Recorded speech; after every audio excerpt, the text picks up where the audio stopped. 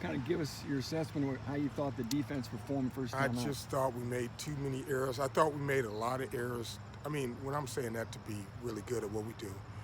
And then shoots, I don't know what, I don't know if we relaxed or I don't know what happened. But anyway, that series before the half was bitter, pill to swallow.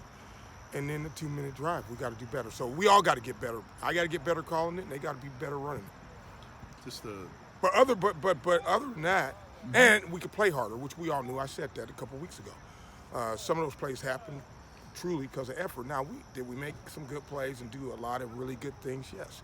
We shut out the first quarter, shut out the third quarter.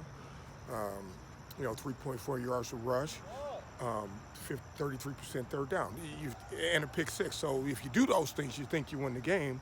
But that particular game did not hold true. Well, 2 times, Ron, you were leading 31-28, and you guys got the offense the ball back. Yeah, but you know how it is, man. You've been around a long time. You either win or you lose. And that's the second time in my career calling defenses that I've lost a 2-minute drill. Once at San Jose State and once here. So it's to me, a 2-minute is about poise and toughness and belief, and although 2-minute is a character drill to me. And so anyway, that makes it tough for me, to be honest. How do you envision now Sanusi Kane's role in that secondary? With he's versatile enough to play a couple positions for you.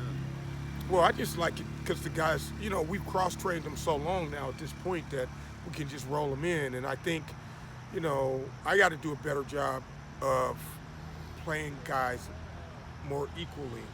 And Sanusi didn't play as much because we didn't want to, put a heavy load on him. But I think he can handle more.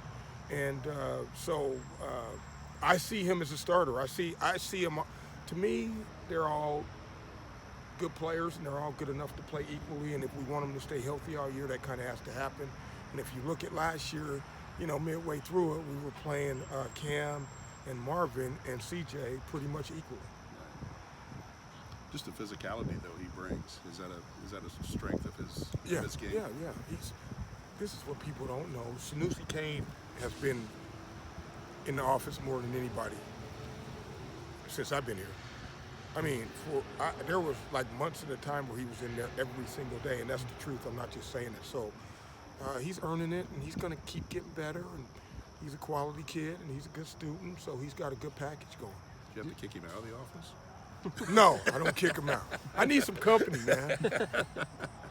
Just to spark what Chris Jefferson brings, that big TD, the only touchdown you guys had in the fourth quarter. I didn't know that, but he, I thought, I've watched that game 4 times, and I thought that the defense did play with some enthusiasm and some energy, which we preach. I think to be good at anything, you have to play with you have to be enthusiastic, and you have to come with energy. You have to do that. I have to do it. We all do. So Chris brings that. And he's a great communicator, and he's getting better, and he wants to get better, and you can coach him hard, and he doesn't fold up or whine about it, and he is a good athlete, and he has really good ball skills. In fact, I think I mentioned this last year, I've never done a workout with a player with better ball skills than Chris Jefferson in 30 years. You played quite a few guys from front to back, a lot of linemen, a lot of linebackers got on the field. Just talk about the depth and the value that adds. It's all good, but it's got to be detailed in terms of execution. And we need to build it. It's going to be a long season. If you really look at that game, and I think anybody can say this, any team can say it, but it was truly not what they did, it's what we did type of a deal in terms of a couple times we're off the field on third down, we get penalties, right? And really a couple of them didn't have any effect on the play. So I think I say that to say, yes, we want to develop a lot of guys who can play, but it's hard to play them if they don't execute with detail. I'm not saying that all the guys who got in didn't do that. I'm just stating the fact. How much did you work on tackling this week? We always do. And, I think that's really should be a personal thing for a defensive football player. I think if you're not really upset with yourself when you miss tackles, it's particularly when you don't, get your body on their body type of a deal. or you do it without maximum effort. So, of course, we did a lot of tackling this week. It started with no pads first day we were out here, which was, I think, Sunday. A handful of penalties, obviously, in the secondary, but after the game, Chris Jefferson said that felt like some of those guys were in good position, but just maybe were a little bit too handsy, a little too aggressive. Were there any positives to take away from Well, two of them were guys? legit. Now, the trees one was ridiculous. He just dominated the guy so bad, it looked like he didn't do anything. The guy tried to slap him down and fell down on his own, but trees, that was a ridiculous call. Jamari Brown's he grabbed the guy outside the framework. They're going to call that. Not all the time, but in a game like that, they're going to call that. CJ's, he pulled the guy, he turned him. They're going to call that. So, and it was unfortunate with Reese's because the guy slowed down and he kind of ran into him. Listen, this is my philosophy on PIs. I want them close enough to make plays. I'll coach the PIs later. I mean, because I've had some years where, dang, could you get close enough to PI guys? I mean, my God. So, yeah, man, we want them aggressive. I thought, the one thing I found out in that game, we can cover guys.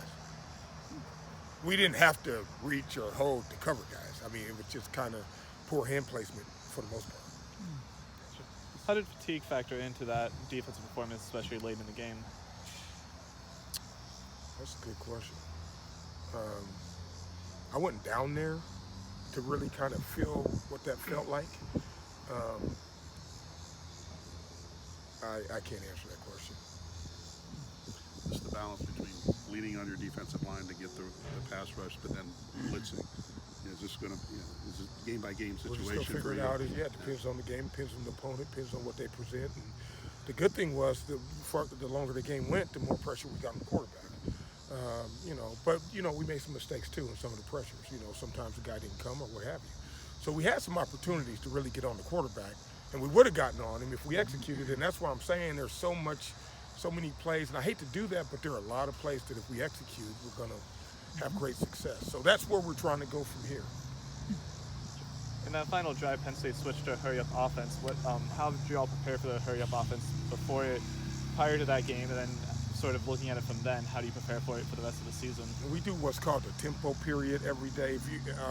I don't know if they let you guys in, but before you came, so we do a tempo period where the offense is hurrying up, and we have to call our stuff quickly. So we do that 2-3 times a week. I mean, the tempo is not a big factor for us, to be honest